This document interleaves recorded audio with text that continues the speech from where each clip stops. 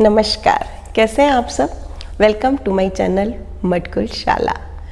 पर्युषण पर्व, दक्ष लक्षण, जैन धर्म में इनका बहुत महत्व है।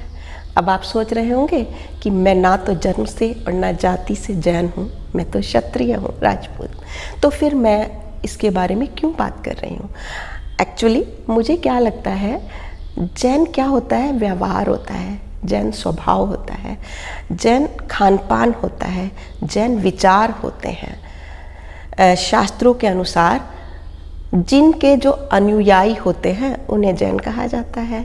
जिन संस्कृत के जी धातु से लिया गया है, संस्कृत में उसका मतलब होता है जीतना, यानी अपनी इंद्रियों को, मन को, तन को और वाणी को जीतने वाला, उन्हें हम कहते हैं जिनेंद्र। इसीलिए जैन धर्म में जब हम किसी को प्रणाम करते हैं तो हम कहते हैं जय जिनेंद्र, यानी अपनी इंद्रियों पर वश करने वाला।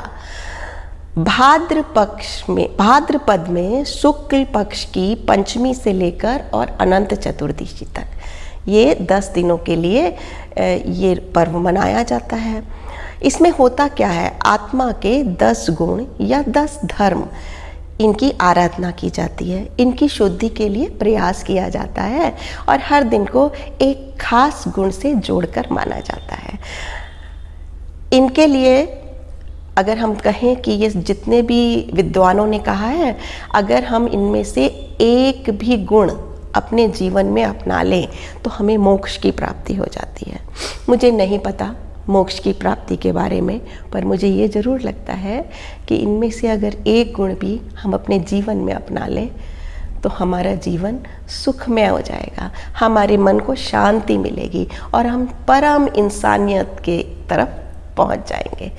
पहला दिन जो माना जाता है उसे उत्तम क्षमा कहा जाता है। पहला गुण, पर्व की शुरुआत होती है ऐसे दिन से। देखिए, हमसे ना जाने अनजाने बहुत गलतियां हो जाती हैं और हम उन गलतियों पर ना कभी कभी मानने को तैयार नहीं होते, और जब हम उन्हें मानते नहीं हैं ना तो हमें अंदर से बहुत गुस्सा आता रहता है, बहुत चिढ़ मची रहती है। तो अगर हम अपने दिल को बड़ा करके अपनी गलतियों को मान लेते हैं तो क्या होता है, हमारा गुस्सा शांत हो जाता है, हमारे मन को शांति मिल जाती है। तो पर्व की शुरुआत क्षमा से होती है, और दूसरों से अगर गलती हो गई है उन्हें क्षमा करना, ये भी अपने आप में बहुत बड़ा गुण होता है। दूसरा दिन माना गया है उत्तम मार्दव के लिए। दूसरा गुण, उत्तम मार्दव मतलब मान सम्मान की जबरदस्ती की इच्छा ना रखना। मान सम्मान जो होता है ना, वो किसी से छीना नहीं जाता, वो आपके कर्म ऐसे होने चाहिए कि आप दूसरे आपको मान सम्मान कर पाएँ। और अगर हम पहले दिन से शुरुआत हो जाती है, अगर हमने अपनी गलती की क्षमा मांग ली, इसका मतलब हम विनम्र हैं। और अगर हमारे अंदर विनम्रता आ गई तो हम बिना बात का आडंबर मान सम्मान का नहीं रखेंगे, बल्कि हम दूसरों को मान सम्मान देने की कोशिश करेंगे। तीसरा दिन आता है उत्तम आर्जव, मतलब मन व वचन की सरलता। इसको हम ऐसे क्लियर कर सकते हैं, जब किसी के अंदर छल, कपट, दिखावट, बनावट, इन आडंबरों का अभाव हो, तो अगर हमारे अंदर ये सब नहीं होगा तो हमारा मन सरल रहेगा, और अगर हमारा मन सरल रहेगा यानी हमारे मन को शांति मिलेगी। हमारे अंदर जब मन शांत रहेगा तो हम अपने जीवन को और दूसरों के प्रति अपने व्यवहार को बहुत सरल बना पाएंगे। चौथा जो गुण होता है वो होता है उत्तम शौच। शौच का मतलब क्या होता है, हमारे अंदर बॉडी के जो भी टॉक्सिन्स होते हैं उन्हें बाहर निकालना, और उनमें बहुत बड़ा टॉक्सिन है लालच। अगर आदमी को सारी जो मुसीबतों की जड़ जो होती है ना, वो लालच से ही शुरू होती है। तो लालच क्या होता है, कितना भी हमारे पास है और हम संतुष्ट नहीं हैं तो हम जीवन से ही संतुष्ट नहीं होंगे, और जब हम जीवन से संतुष्ट नहीं होंगे तो हम क्या होगा, कुछ भी अच्छा नहीं कर पाएंगे। तो मैं भी जानती हूँ, अगर ईश्वर ने हमें इस संसार में भेजा है तो हमें अपने जीवन को जीने के लिए, इस संसार में एक अच्छा उदाहरण पेश करने के लिए हमें कुछ ना कुछ प्रयास करने होंगे।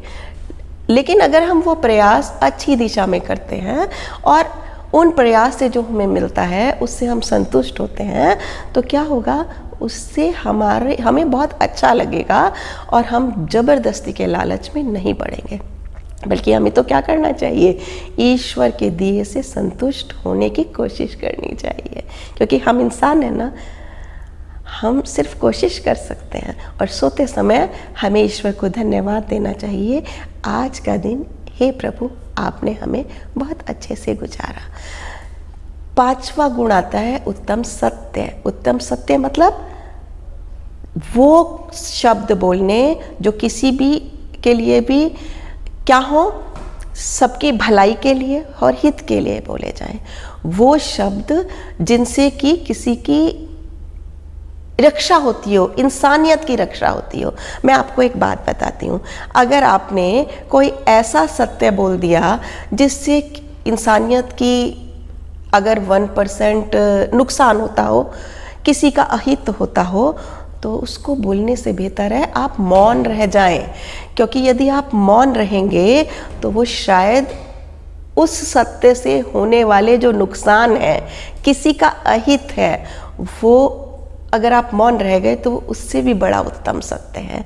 नेक्स्ट 6वां गुण होता है उत्तम संयम। संयम मतलब इंद्रियों को वश में करना। सरल भाषा में पता है क्या, क्रोध, लोभ, अहंकार, अति स्वाद, वासना इत्यादि। अगर जिंदगी में ना हमें कुछ मात्रा में हर चीज़ की ज़रूरत हो सकती है, लेकिन किसी भी चीज़ की अति अच्छी नहीं होती। तो अगर हमारे जीवन में इन चीज़ों की अति होगी तो हमारी जीवन जो है ना, हमारी लाइफ बैलेंस्ड नहीं होगी। तो अगर हम चाहते हैं कि हमारी जो जीवन है वो बैलेंस्ड हो, तो हमें उत्तम संयम रखना होगा। 7वां गुण है उत्तम तप। तप मतलब एफर्ट्स, अच्छे कर्म। तो गुरुओं ने कहा है कि बिना तप के हमें जीवन में कुछ भी अच्छा हासिल नहीं होता। और अगर इसके उल्टा कहें तो अगर हम घोर तप करेंगे, यानी अगर हम अच्छी दिशा में अच्छे एफर्ट्स करेंगे, अच्छे कर्म करेंगे, तो दुनिया में ऐसा कुछ नहीं है जो कि हमें प्राप्त नहीं हो सकता। 8वां आता है उत्तम त्याग। आपको पता है ना, हम खाली हाथ आए थे और हम सबको खाली हाथ जाना है। तो अगर हमें पता ही है कि ऐसा है, तो हमें ईश्वर के बताए हुए रास्ते पर चलते हुए दूसरों की सहायता के लिए हमेशा हम तत्पर रहें। अगर हम हमें किसी के लिए त्यागना पड़े, छोड़ना पड़े, मतलब सीधी भाषा में अगर हमें अपना किसी को कुछ दे देने से हमारा कुछ नहीं जाता, तो हमें इस गुण को अपनाने की कोशिश करनी चाहिए। नेक्स्ट है उत्तम अकिंचन, मतलब धन का अतिरिक्त संचय ना करें। आपने एक कहावत सुनी होगी, पूत कपूत तो क्या धन संचय और पूत सपूत तो क्या धन संचय। मतलब मेरी नानी ये स्टोरी सुनाती थी कि अगर किसी की संतान अगर वो कपूत है, आप कुछ भी कर लीजिए, कुएं भर दीजिए, वो अपने कुकर्मों से फिर भी उसे ख़त्म कर देगी। और अगर तो फिर क्यों आप छोड़ते हैं फालतू। और अगर किसी की संतान सपूत है, यानी कि अच्छी है, तो क्या होगा, कुछ भी ना हो तो भी वो अच्छे कर्मों से, अपने एफर्ट से वो बहुत कुछ बना लेगी। तो फिर आप किस लिए इस चक्र में फंस रहे हैं। हाँ, हमें ईश्वर ने भेजा है तो हमें जीवन को अच्छी तरह से जीने के लिए, अपने आसपास के लोगों की सहायता करने के लिए और इस संसार में अच्छे कर्म करने के लिए हमें धन की ज़रूरत होती है ना। मैं ये नहीं कह रही हूँ कि धन जो है कुछ नहीं है, लेकिन सब कुछ नहीं है। तो धन का अतिरिक्त संचय, जिसके लिए आप अपने आज को खराब कर रहे हैं, उससे हट जाइए और बल्कि कोशिश कीजिए कि जो भी आप कमाएं, थोड़ा या ज़्यादा, उसमें से 3% जो उसका हिस्सा है वो गरीबों के लिए, जो ज़रूरतमंद है उनके लिए पहले ही उठा कर रखिए और उनके लिए उसका इस्तेमाल कीजिए। लास्ट गुण है उत्तम ब्रह्मचर्य। उत्तम ब्रह्मचर्य मतलब अपनी इंद्रियों पर वश। मतलब कि एक्चुअली ये ना बहुत बहुत बड़ा टॉपिक है और मैं इतनी ज्ञानी नहीं हूँ, इसको मैं बहुत डिटेल में एक्सप्लेन करने से कहीं गलती कर जाऊं, उससे बेहतर जितना मुझे समझ में आता है ना वो मैं आपके साथ शेयर करती हूँ। उत्तम ब्रह्मचर्य मतलब अपनी इंद्रियों पर वश, मतलब उत्तम चरित्र। जैसे अगर हम हर इंडिविजुअल व्यक्ति अपने चरित्र को उत्तम रखने की कोशिश करेंगे तो शायद हम इस धर्म को कुछ कुछ जी जाएं। माँ सीता के अटल ब्रह्मचर्य के बारे में आप जानते हैं ना कि रावण ने कितने साल तक उन्हें जब बंधक बनाकर रखा, हर तरह के एफर्ट्स किए, लेकिन माँ सीता अपने अटल ब्रह्मचर्य से हटी नहीं। भगवान महावीर जो हैं उन्होंने क्या कहा? उन्होंने कहा है कि उत्तम तपस्या, नियम, ज्ञान, दर्शन, चरित्र, संयम और विनय जो है यही जड़ है उत्तम ब्रह्मचर्य की। तो हमें इनको अगर हम पूरी तरह अपने जीवन में आत्मसात नहीं कर सकते तो हम इनमें से कुछ को तो अपने जीवन में उतारने की कोशिश कर सकते हैं। और फिर मैं, आप, हम सब हिंदुस्तानी किसी भी जाति में जन्म लेकर भी यदि हम इन विचारों को जो कि जैन हैं अगर अपने जीवन में उतारते हैं, इस व्यवहार को अपने जीवन में उतारते हैं तो कहीं ना कहीं हम भी जैन हैं। अगर इसको एक्सप्लेन करने में मुझसे कुछ भी गलती हो गई हो, क्योंकि मैं ज्ञानी नहीं, मैं विद्वान नहीं, तो मैं हाथ जोड़कर आप सबसे क्षमा चाहती हूँ।